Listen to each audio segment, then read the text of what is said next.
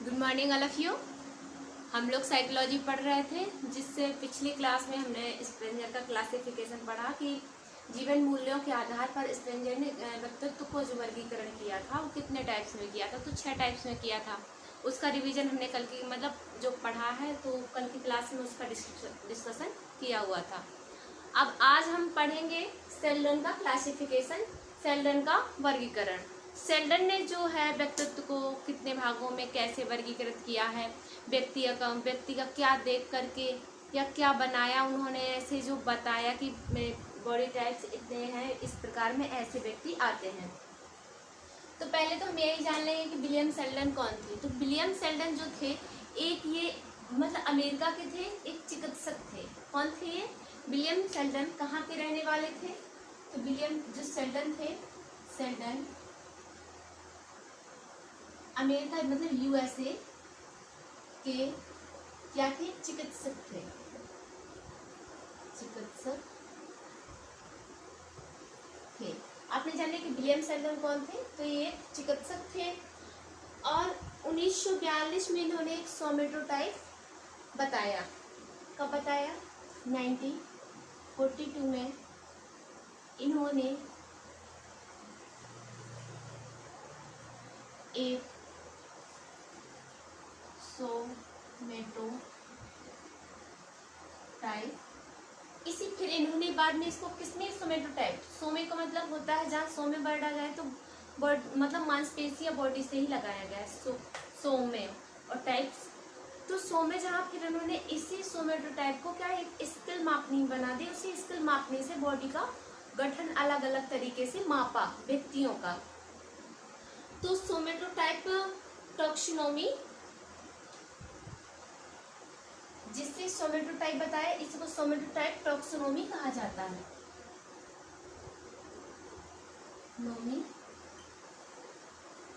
सोमेटोटाइप taxonomy कहा, ठीक है।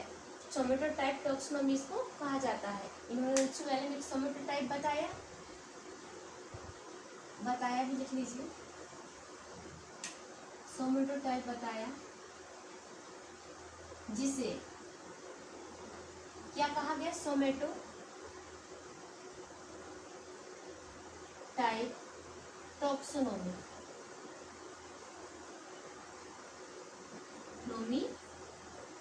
कहा, ठीक है। इन्होंने तो इन्होंने सेल्डन जो थे वो यूएसए के थे, पहला यहीं से। सेल्डन अगर कभी पूछ लिया जाता है बाई चांस, नहीं तो ये पूछा नहीं जाता है कि कहाँ के थे। तो सेल्डन जो थे वो यूएसए के थे और एक चिकित्सक थे। इन्होंने सोमेटोटाइप बताया 1942 में। इन्होंने एक सोमेटोटाइप बताया। सोमेटोटाइप पहले ही बता दिया था, लेकिन 1942 में इन्होंने क्या सोमेटोटाइप टैक्सोनॉमी इसको कहा। फिर इन्होंने एक स्केल बनाई। इन्होंने फिर क्या किया? इन्होंने एक स्केल बनाई। इन्होंने एक स्केल बनाई। स्केल को हम कह सकते हैं मापनी। स्केल क्या है? मापनी, जिससे कोई चीज मेजर की जाती है या मापी जाती है। तो इन्होंने एक स्केल बनाई, जिसे उन्होंने नाम दिया सोमेटोटाइप स्केल। क्या कहा? जिससे स्केल बनाई, जिसे सोमेटोटाइप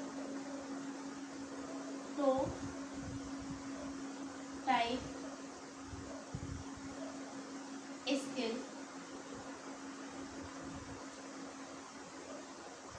इन्होंने एक स्केल मापनी बनाई, जिसे सोमेटोटाइप कहा जाता है।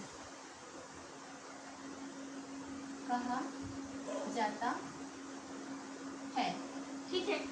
अब ये सोमेटोटाइप इन्होंने बार बार ये वर्ड यूज हुआ है, बार बार वर्ड हुआ है, तो इसको हम देखेंगे। जहां पर भी आपको सोमेटो शब्द आ जाएगा, नोट करके लिख लेंगे आप, नोट या इसी पे लिख लीजिए। जहां पर सोमेटो, अब सोमेटो शब्द आ जाता है, जिसका मतलब हम किससे लगाएंगे? बॉडी स्केल से लगाएंगे या बॉडी टाइप से लगाएंगे, ठीक है। सोमेटो शब्द आ जाता है तो हम इसका मतलब किससे लगाएंगे? सोमेटो शब्द आ जाता है जिसका मतलब, सोमेटो का मतलब क्या होता है? Body type, body.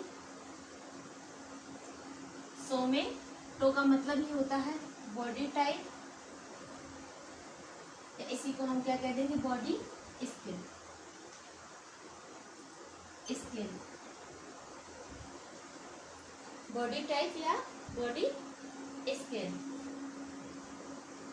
Skin, skin है।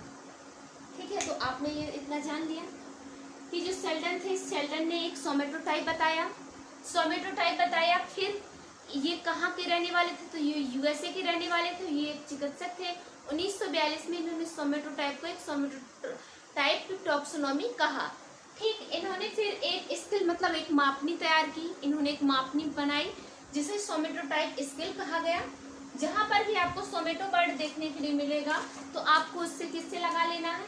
जहां पर भी आपको सोमेटो वर्ड देखने के लिए मिलता है तो आपको बॉडी टाइप से, या हम कह सकते हैं बॉडी स्केल। ठीक, तो अब हमारे सोमेटो, अब सोमेटो वर्ड आपको आपके जो ग्लैंड्स वगैरह हैं उसमें आप देखेंगे सोमेटो वर्ड है। तो हमारा जो एक विसरल ऑर्गन होता है, जो हमारा पिट्यूटरी ग्लैंड है, उससे एक सोमेटोट्रोपिक हार्मोन स्रावित होता है जिससे हम ग्रोथ हार्मोन्स कहते हैं। ये किस लिए सोमेटोट्रोपिक हार्मोन्स होता है? वो ग्रोथ मतलब वृद्धि के लिए होता है। तो आपको ये भी जानते रहना है कि वो सोमेटो वर्ड आ गया है तो मैंने आपको बता दिया कि जो हमारा पिट्यूटरी ग्लैंड है, तो पिट्यूटरी ग्लैंड से सोमेटोट्रोपिक नामक एक हार्मोन्स है जो स्रावित होता है, जो हमें ग्रोथ प्रदान करने में सहायता करता है। और ये हमारा ये शरीर के आकार, ढांचा, कंपोजिशन के आधार पर जो इन्होंने शेल्डन ने वर्गीकरण 3 भागों में विभाजित किया है। किसके आधार पर? मतलब ढांचा, आकृति हो गई उसकी, शरीर ढांचा के आधार पर इन्होंने, बॉडी कंपोजिशन के आधार पर शरीर शेल्डन ने 3 भागों में बांटा है। तो पहला हम देखेंगे एंडोमॉर्फिक, जो हम क्रेसमर में पढ़ चुके हैं, बता चुके हैं कि एंडोमॉर्फिक टाइप व्यक्ति कैसे होंगे। ये हटा देते हैं। बॉडी कंपोजिशन के आधार पर इन्होंने शेल्डन ने 3 भागों में विभाजित किया है। पहला है एंडोमॉर्फिक,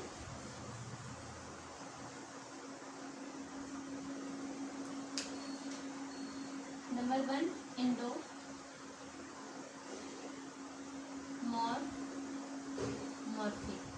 ठीक है, अब इन्होंने स्केल भी बताई थी। तो एंडोमॉर्फिक में जो स्केल मापनी होगी, उनका जो व्यक्तियों का मापन किया जाएगा वो कैसी मापनी में आएगा, किस मापनी के अंतर्गत आएगा, तो आपको ये भी जानते रहना है। तो जहाँ पर आपको 7, 1, 1 मिलता है, ये बहुत इंपॉर्टेंट है आपके एग्जाम के अकॉर्डिंग, क्योंकि हर एग्जाम में क्वेश्चन पूछ लिया जाता है। ज़्यादातर क्रेसमर या शेल्डन का क्लासिफिकेशन ही आप में इम्पोर्टेंट है, इसी से ही क्वेश्चन बनते हैं, इसी से ही आपको क्वेश्चन देखने के लिए एग्जाम में मिलेगा। एक शेल्डन का क्लासिफिकेशन आपको बहुत अच्छे से रीड करना है और ये शेल्डन वाला, दोनों को अच्छे से। तो पहला है एंडोमॉर्फिक, तो इन्होंने स्केल मापनी, जो एंडोमॉर्फिक वाले जो व्यक्ति होंगे उनके लिए जो स्केल मापनी निर्धारित की वो कितनी है? 7, 1, 1। ये आपको याद रखना है। ठीक, एंडोमॉर्फिक व्यक्ति होते हैं तो आपको ये मापनी दी जाएंगी लाइन से 117, 171 ऐसे दी जाएंगी। बीच में आपको जानना रहेगा कि कौन सी मापनी कौन से टाइप के लिए विभाजित इन्होंने की थी। तो आपको इतना जानकारी मिल गई। फिर इसके अंतर्गत जो आएगा वो है कि इसे हम विस्रोटोनिया भी कहते हैं। इसको एंडोमॉर्फिक को हम क्या कहते हैं? इसे विस्रोटोनिया भी कहते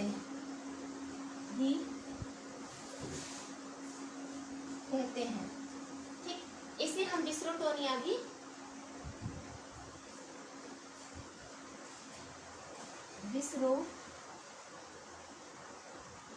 इसे हम विस्रोटोनिया भी कहते हैं। विस से ही लगा लेना। विस जो विसरल, हमारे विसरल ऑर्गन मतलब विसरल शब्द, जहां पर भी आपको विसरल शब्द देखने के लिए मिले तो हमारे अंदरूनी अंगों की बात हो रही है। ठीक है, विसरल का मतलब क्या होता है? अंदरूनी अंग, अंदरूनी अंग या ऑर्गन ही कहेंगे इंग्लिश में, अंग।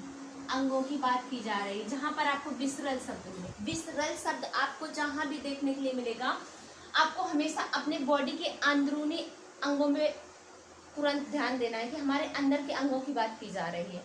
जहां पर भी आपको विसरल शब्द मिले अंदरूनी अंग, उसका मतलब आपको अंदरूनी ऑर्गन से ही लगाना है। फिर अब जो ऐसे इस टाइप के जो व्यक्ति होंगे वो कैसे होंगे, देखने में कैसे लगेंगे। तो हमने जो क्रस्मर का क्लासिफिकेशन पढ़ा था उसमें बताया था कि जो एंडोमॉर्फिक व्यक्ति होंगे वो कैसे होंगे।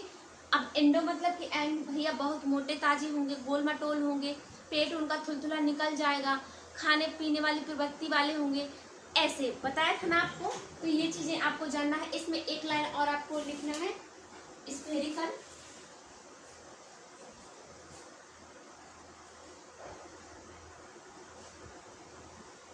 स्फेरिकल वर्ड मिले और अफ्रेंस भी इनको कहा जाता है। अफ्रेंस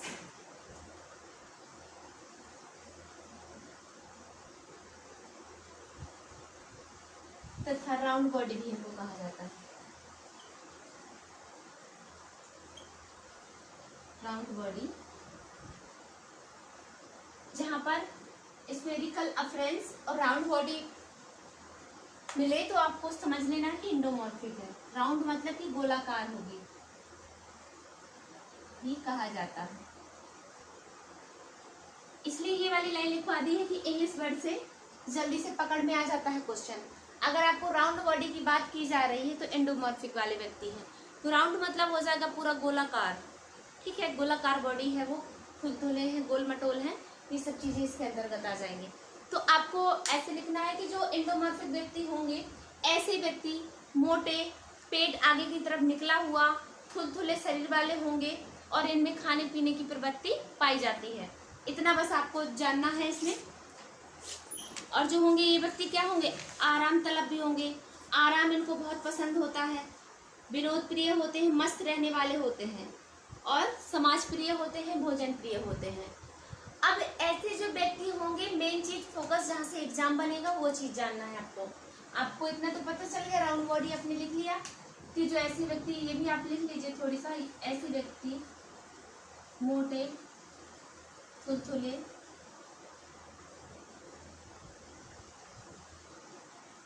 मोटे होंगे, थुलथुले होंगे और गोलाकार बॉडी वाले होंगे।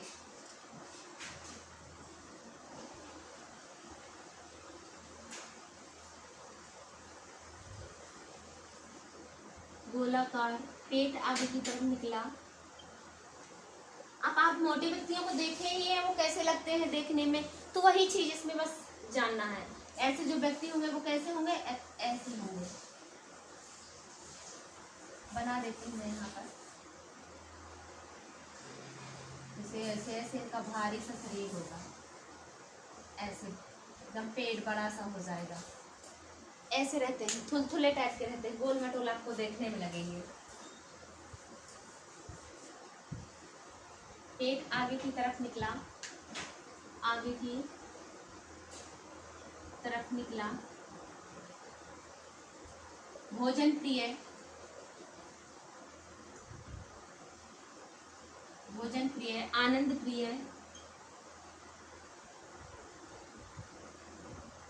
विनोद प्रिय, इनको जो जो पसंद है, क्योंकि आराम तलब होते हैं ना, ये आराम करने वाले होते हैं, आराम तलब, ये सब इनमें प्रवृत्तियां गुण पाए जाते हैं। आराम तलब, हंसमुख, समाज प्रिय भी होते हैं ऐसे व्यक्ति, समाज प्रिय,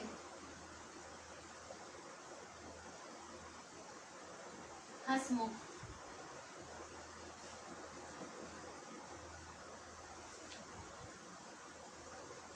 हंसमुख और मिलनसार होते हैं। और जो इनका स्वभाव होता है वो कैसा होता है, कल्याणकारी होता है। हंसमुख, मिलनसार, हंसमुख होते हैं और स्वभाव कल्याणकारी होता है। स्वभाव कल्याणकारी होता है। इतना आपने जान लिया, क्योंकि आपको तो यही से बस राउंड बॉडी ही एक बार करना है, उसी से आपको लगाना है कि राउंड होता है मतलब गोल, तो ऐसे व्यक्ति जहाँ गोल होंगे तो वो गोल कैसे होंगे, जो व्यक्ति मोटे ताजे एकदम अच्छे होंगे चौड़े वही गोल होंगे, और जो ऐसे व्यक्ति होंगे तो भाई वो खाना पीना पसंद कर रहे होंगे अच्छे से, और अच्छे से भैया हंस रहे होंगे, खुश रह रहे होंगे तभी। अब ऐसे व्यक्तियों का मेन लगाना है कि ऐसे व्यक्ति जो किस गेमों में परफॉर्मेंस अच्छा करेंगे, जहाँ से क्वेश्चन पड़ेगा आपका एग्जाम्पल। अब ऐसे व्यक्ति कैसे गेमों में परफॉर्मेंस करेंगे, अब जैसे हमारा जो पावर लिफ्टिंग हो गया, वेट लिफ्टिंग हो गया, तो ऐसे गेमों में जो परफॉर्मेंस अच्छा करते हैं, जैसे पावर लिफ्टिंग हो गया, power lifting,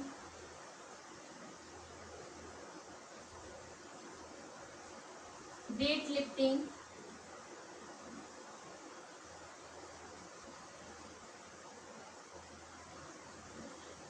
power lifting, weight lifting, गोला फेंक, तस्तरी फेंक,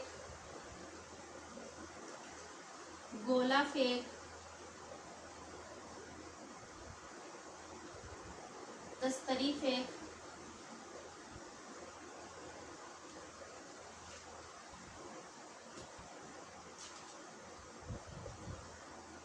ये इन सब गेमों में, सूमो हो गया, कुश्ती हो गया, ऐसे गेमों में परफॉर्मेंस अच्छा करते हैं। जो वेट वाले गेम होंगे भारी वाले, वह उन गेमों में परफॉर्मेंस इनका सूमो, सूमो को भी कुश्ती ही कहा जाता है जापान में, इसको सूमो, सूमो एक कुश्ती ही है, सूमो कुश्ती हो गया। इन सब गेमों में हमें किसकी जरूरत होती है, वेट की जरूरत होती है, थोड़ी वेट हमारा होना चाहिए, शरीर अच्छा हिस्ट पुष्ट होना चाहिए ऐसे गेमों के लिए। और जो स्पीड और एजिलिटी वाले गेम होंगे, फ्लेक्सिबिलिटी वाले गेम होंगे तो मोटे व्यक्ति उसमें फेल हो जाएंगे, वो उसमें परफॉर्मेंस अच्छा नहीं कर पाएंगे। ठीक है, तो एक कैसे गेमों में, इन गेमों में परफॉर्मेंस अच्छा देंगे, कैसे गेमों में परफॉर्मेंस अच्छा देंगे ये, अगर पावर लिफ्टिंग इनसे कराई जाएगी तो बहुत अच्छा परफॉर्मेंस देंगे, वेट लिफ्टिंग कराई जाएगी, जो वेट वाले गेम होंगे उनमें सारे में परफॉर्मेंस ये लोग अच्छा देंगे आदि। ठीक, और ये किन गेमों में फेल हो जाएंगे, तो स्पीड वाले गेम हो जाएंगे, स्पीड व एजिलिटी वाले खेलों में, जो भी स्पीड या इंडोरेंस वाले गेम हो गए या फ्लेक्सिबिलिटी वाले होते हैं, स्पीड, एजिलिटी, फ्लेक्सिबिलिटी,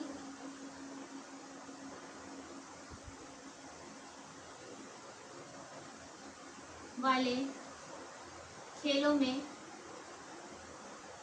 फेल हो जाते हैं।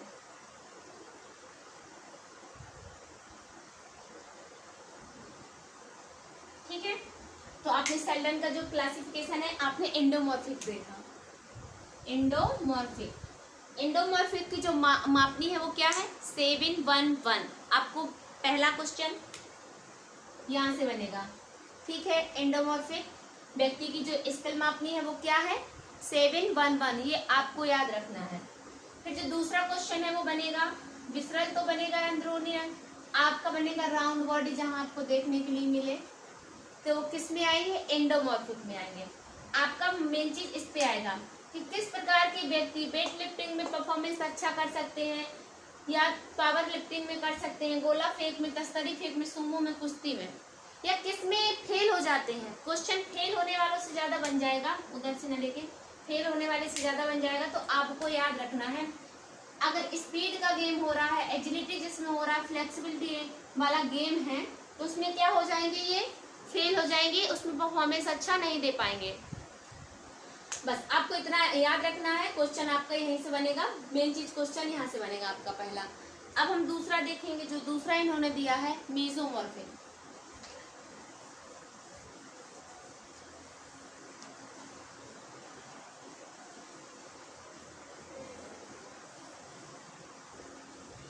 मीजोमॉर्फिक नंबर 2, मेसोमॉर्फिक। अब मेसोमॉर्फिक की जो मापनी है वो क्या होगी, तो मेसो मतलब मिडिल, 7 बीच में आ जाएगा। ठीक, अब ऐसे व्यक्ति क्या है, मीडियम होंगे, ना बड़े हाई लेवल के होंगे ना लो लेवल के होंगे, ये बीच में रहेंगे, तो इसे हम सोमेटोटोनिया भी कहते हैं। इसे क्या कहते हैं, इसे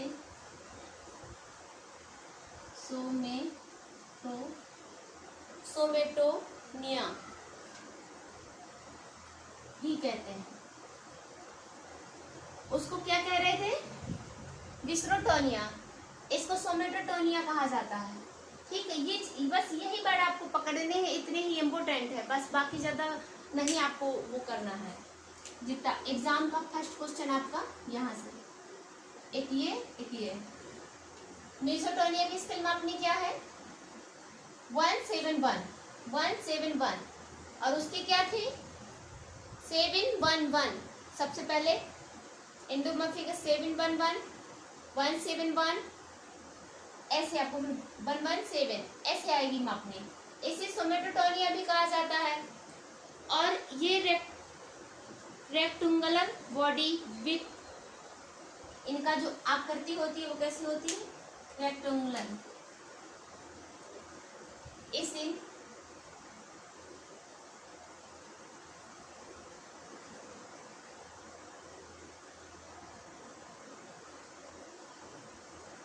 इनका जो बॉडी शेप होगा रेक्टेंगुलर होगा, रेक्टेंगुलर बॉडी विथ पैराडोमेट।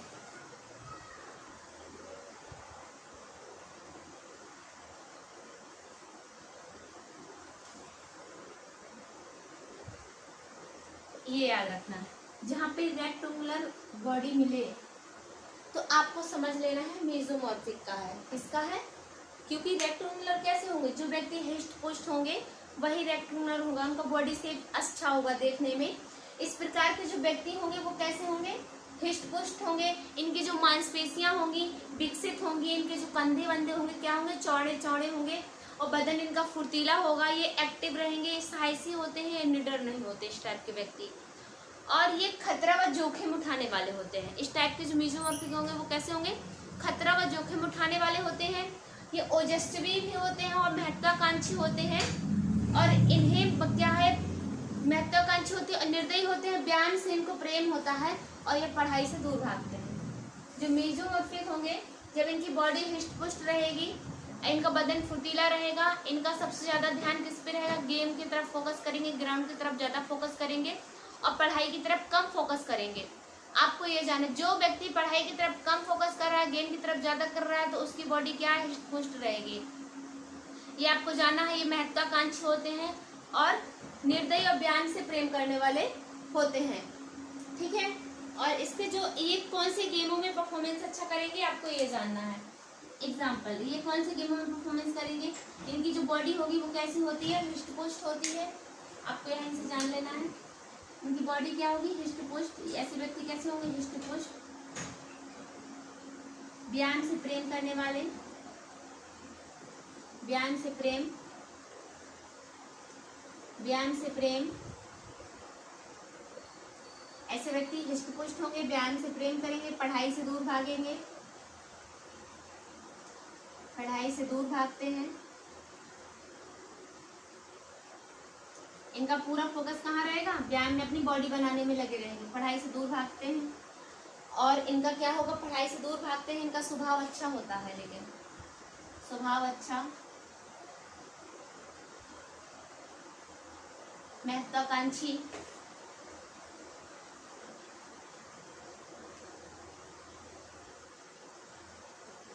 ऐसे व्यक्ति क्या होंगे? महत्वाकांक्षी होंगे। और बदन इनका, जब भाई व्यायाम करेंगे तो बदन फुर्तीला,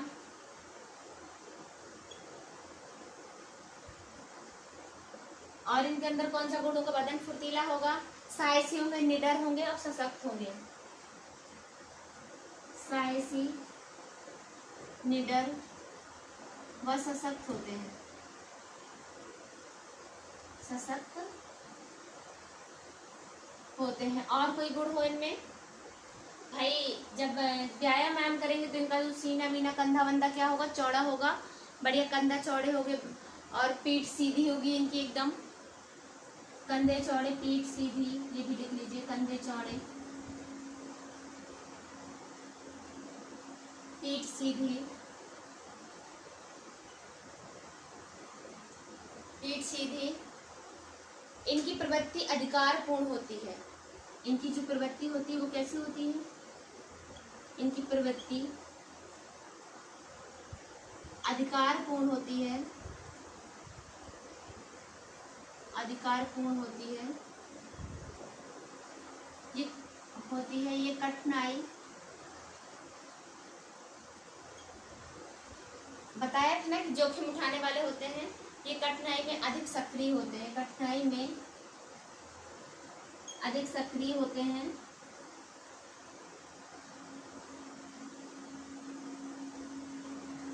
कह सकते हैं हम खतरा व जोखिम उठाने वाले होते हैं, खतरा व जोखिम उठाने वाले होते हैं।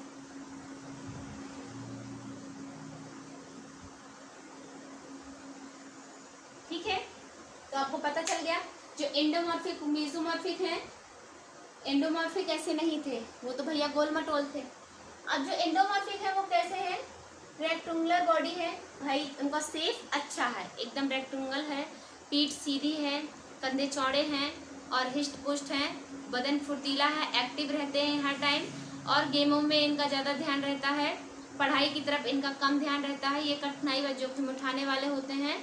और जो होगा इनका जो क्या कहते हैं, इनका जो किन गेमों में परफॉर्मेंस अच्छा करेंगे, तो आपको यही से पता चल गया होगा कि जो स्पीड वाला गेम होगा, जो ताकत वाला होगा, स्ट्रेंथ वाला गेम होगा, एजिलिटी मतलब चपलता वाले जो गेम होंगे उससे ये संबंधित होते हैं।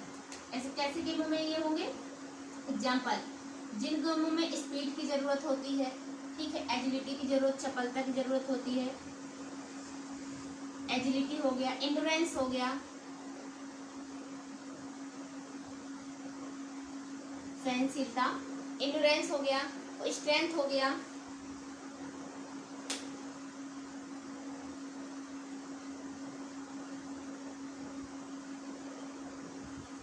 स्ट्रेंथ हो गया, स्पीड, एजिलिटी, एंड्योरेंस, स्ट्रेंथ, ठीक वाले गेमों से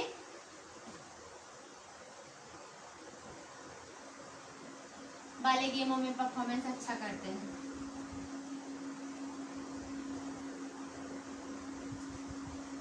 ये किस गेमों में अच्छा परफॉर्मेंस करेंगे, जहां पर स्पीड हो, एजिलिटी हो, एंड्योरेंस हो, स्ट्रेंथ हो, ताकत हो, इन सब शक्ति वाले गेमों में परफॉर्मेंस अच्छा देंगे। ठीक है, अब आपको जहां पर शक्ति वाले गेमों में हो तो कैसे खिलाड़ी आएंगे, मेसोमॉर्फिक टाइप के व्यक्ति आएंगे। कैसा व्यक्ति गठन आएगा, मेसोमॉर्फिक, ये आपको याद रखना है इतना कि कैसे गेमों में परफॉर्मेंस करेंगे, तो ऐसे गेमों में मेसोमॉर्फिक वाले व्यक्ति पसंद करेंगे। तो आपका जो क्वेश्चन बनेगा मेसोमॉर्फिक में वो कहाँ से बनेगा, पहला स्केल मापनी से बन सकता है, तो यहाँ से आपका बनेगा, और ये आपको याद रखना है, और ये याद रखना है गेमों का एग्जाम्पल, यहाँ से क्वेश्चन आपका बनेगा। फिर लास्ट है एक्टोमॉर्फिक,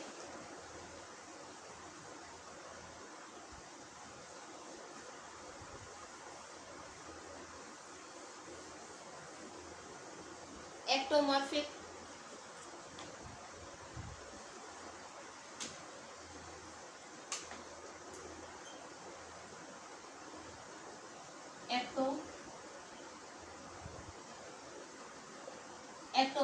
एक्टोमॉर्फिक की जो बॉडी मापनी होगी वो क्या होगी, स्किन 117। इसे हम क्या कहेंगे, सेरेबोटोनिया कहेंगे, इसे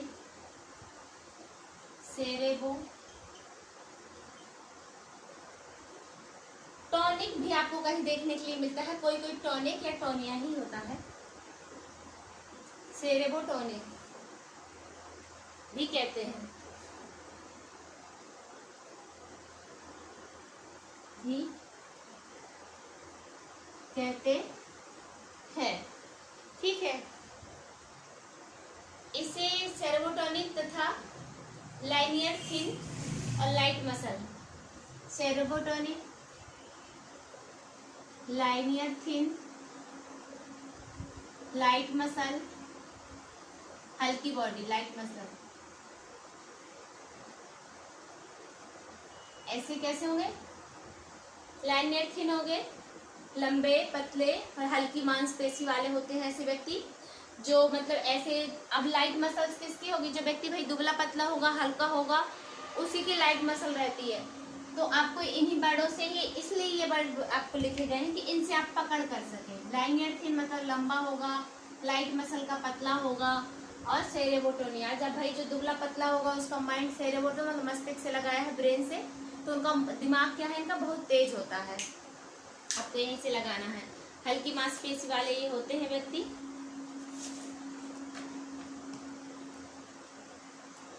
ये दुबले पतले और लाइट मतलब लाइट मसल मतलब हल्की मांसपेशी, आप लिख लीजिए हिंदी में भी हल्की मांसपेशी।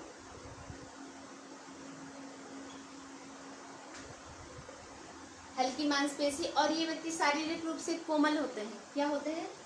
शारीरिक रूप से कोमल होते हैं। शारीरिक रूप से कोमल होते हैं।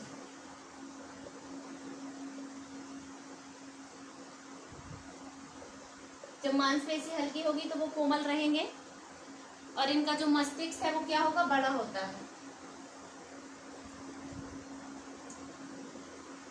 मस्तिष्क बड़ा होता है।